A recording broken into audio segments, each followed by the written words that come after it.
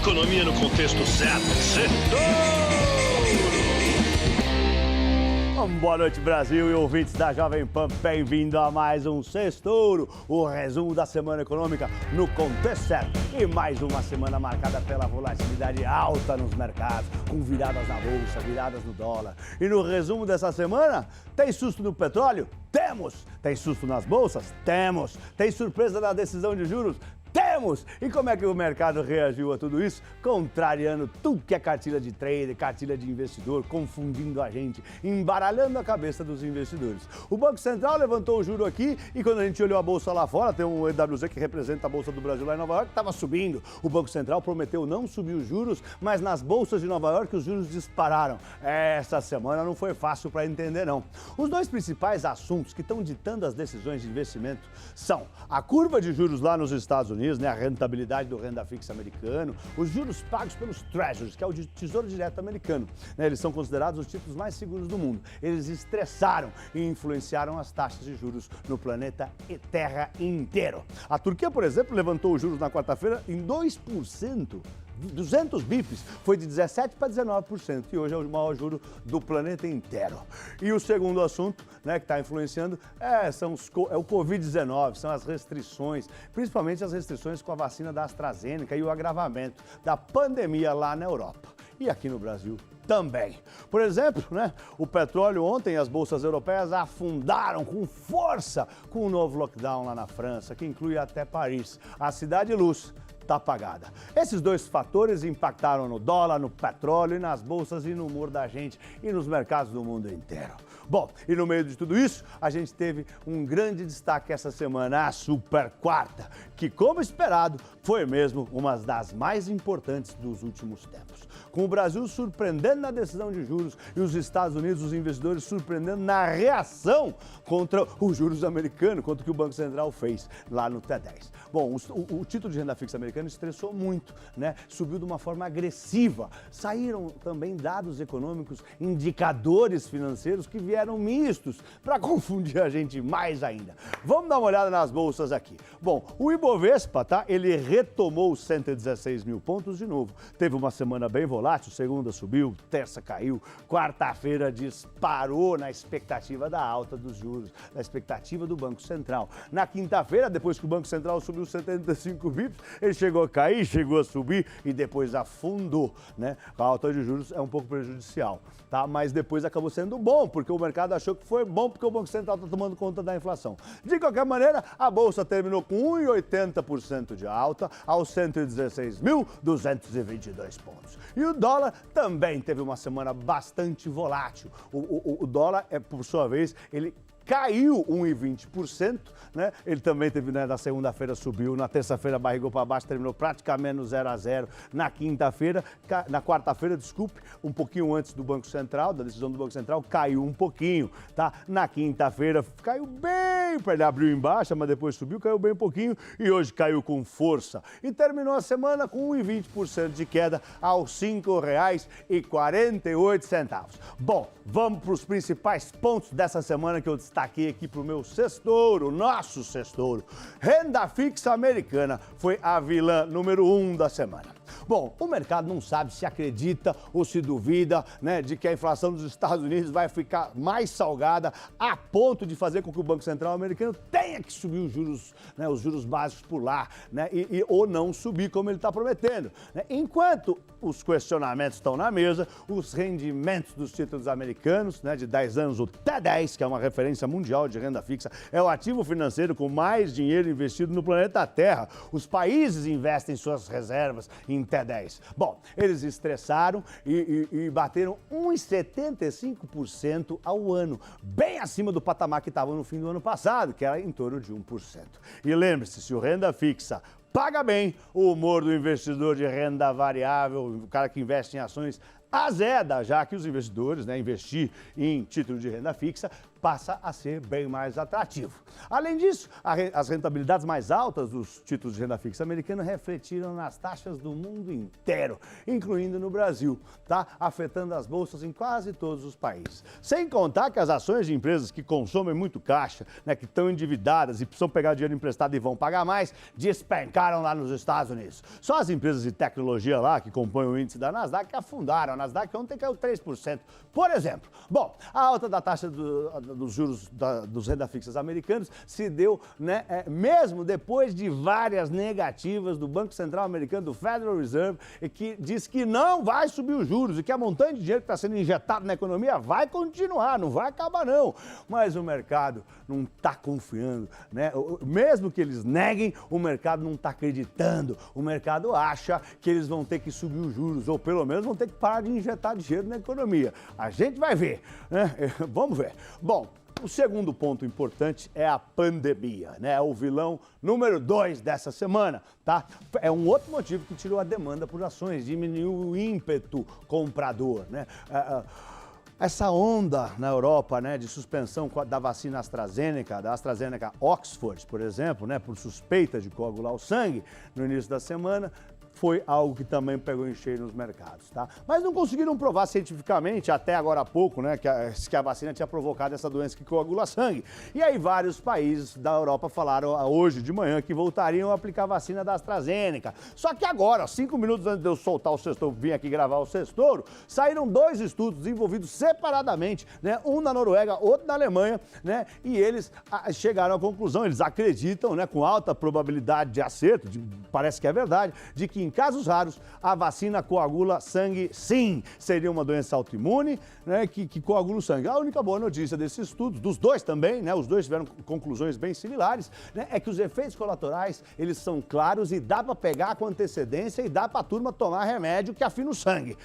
Mas eu não sei, acho que no final de semana talvez proíbam de novo para estudar mais, vamos ver, tá bom? Bom, a alta de casos de coronavírus na Alemanha e na França também assustou, gente.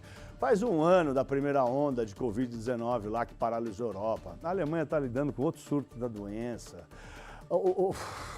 As variantes são as mais contagiosas agora, tá? A situação também preocupa muito na França, onde o governo disse na terça-feira que o país entrou na terceira onda da pandemia. Paris está fechado, a Cidade Luz está apagada. E é verdade, gente, eu mesmo peguei 2 vezes. Eu peguei em fevereiro do ano passado e peguei em fevereiro de novo. Eu fiquei aqui até sem gravar os vídeos na Jovem Pan. Bom, o Brasil também não para de bater recordes de mortes, as UTIs estão lotadas, os hospitais estão perto de um colapso. É uma situação de luto e de tristeza, tá? E por conta disso, São Paulo anunciou a antecipação de 5 feriados municipais do dia 26 de março até dia 1º de abril. Tá? Vai emendar com o feriado da Páscoa, isso tudo para tirar as pessoas das ruas, dos transportes, Ou seja, semana que vem, aliás, vai ter 4 dias só, tá? E a outra é feriado inteiro. O rodízio mudou, agora é o contrário, o rodízio é das 8 da noite até as 5 da manhã.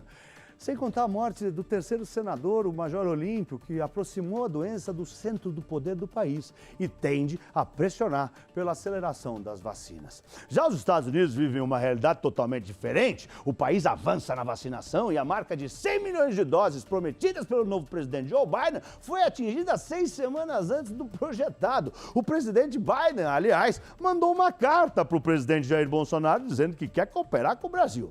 Bom, o terceiro ponto importante que eu falei para vocês, que eu quero falar para vocês, que eu destaquei aqui no meu sextouro, no nosso sextouro, é o petróleo, tá? É o terceiro vilão da semana. Depois de várias semanas dando alegria para os investidores, quem está comprando em Petrobras ou em petroleiras mundo afora e desanimando os motoristas, mas também tem pouca gente dirigindo, o petróleo entrou em modo de ajuste, realização de lucro. Ontem afundou com força, foram 5 quedas seguidas, caiu na segunda-feira, caiu na terça-feira, caiu na quarta-feira, afundou 8%. Afundou 8% na quinta-feira, tá? E hoje aqui, andou de lado aqui, acabou terminando um pouquinho alta. Na sexta-feira passada também tinha caído. Hoje que terminou em leve alta, tá? Bom, foi a maior queda. Na quinta-feira foi uma queda em 9 meses, gente. Não é brincadeira, não. Isso foi com as preocupações com a demanda.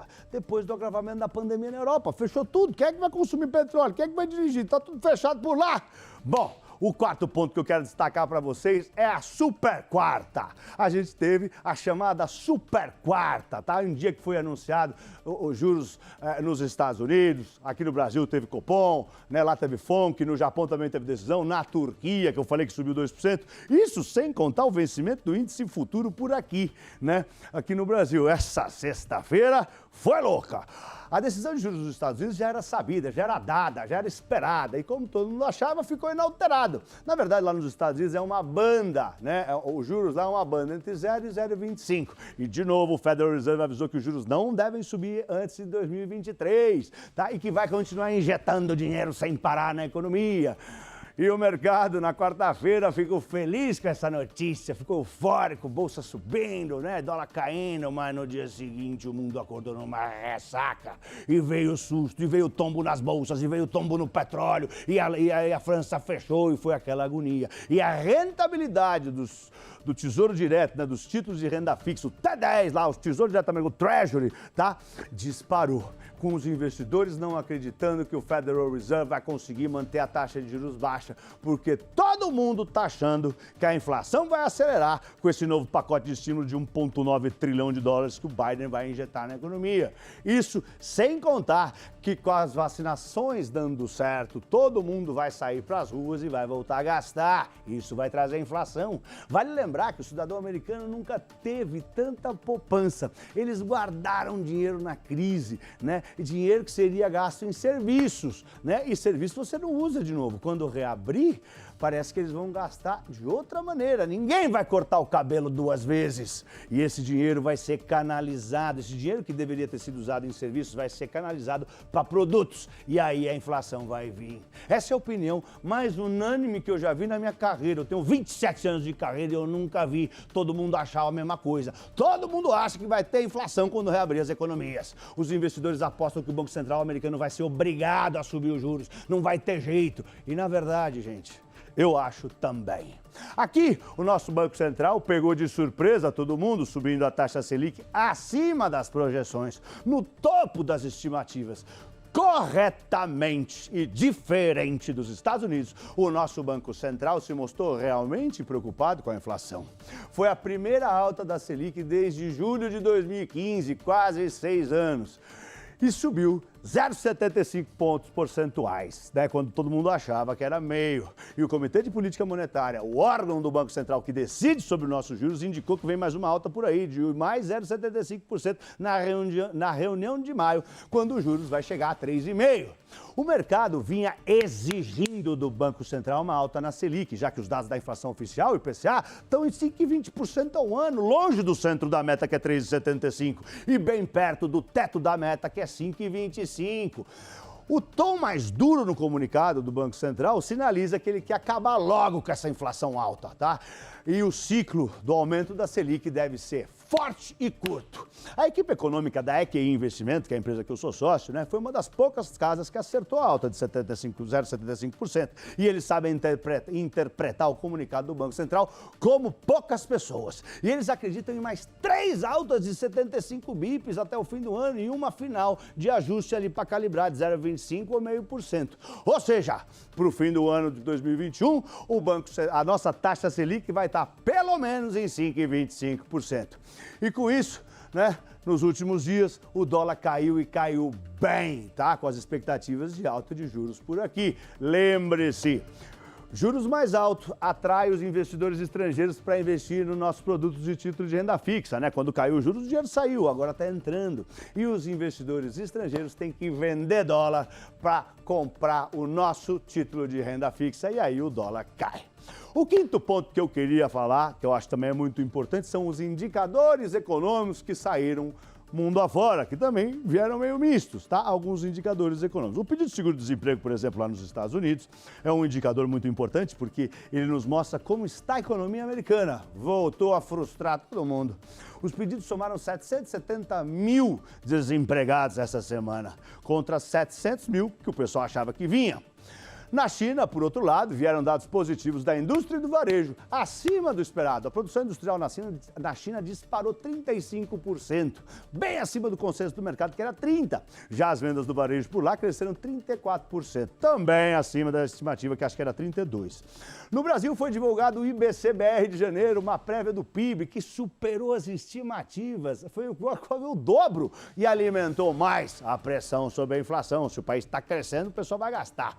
O IBC-BR cresceu, aumentou 1,04% em janeiro e a expectativa era meio, né? Se você quiser entender melhor, aliás, se você quiser entender melhor sobre os indicadores financeiros que movimentam as marés dos mercados, como eles pressionam a bolsa, o dólar, a rentabilidade do título de renda fixa, compre o curso Toro de Ouro, disponível da newcursos.com.br, uma empresa do grupo Jovem Pan.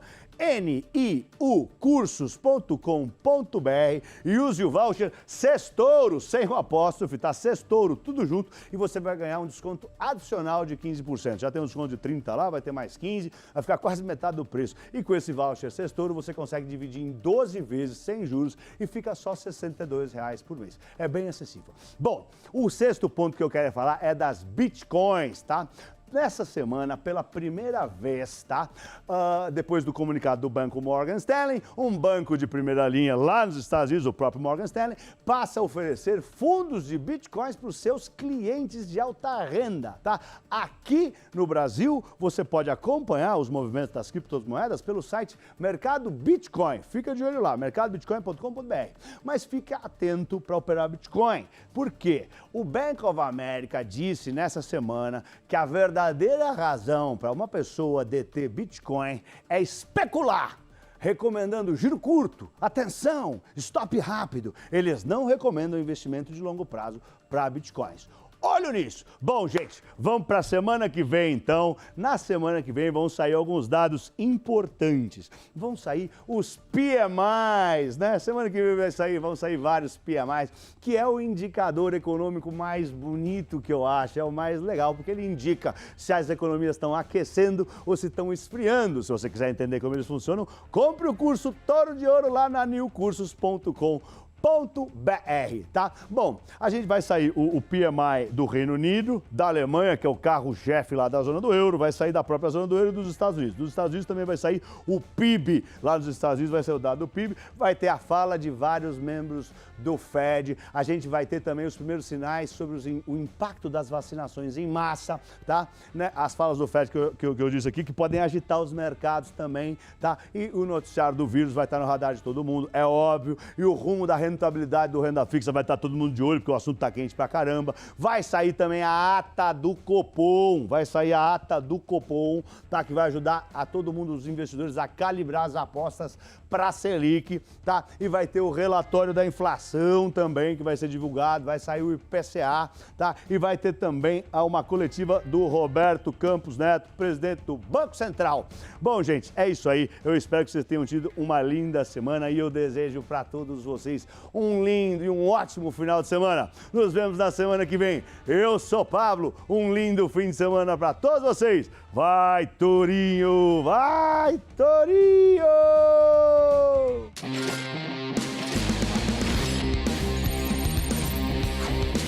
Economia no contexto certo. Sextou!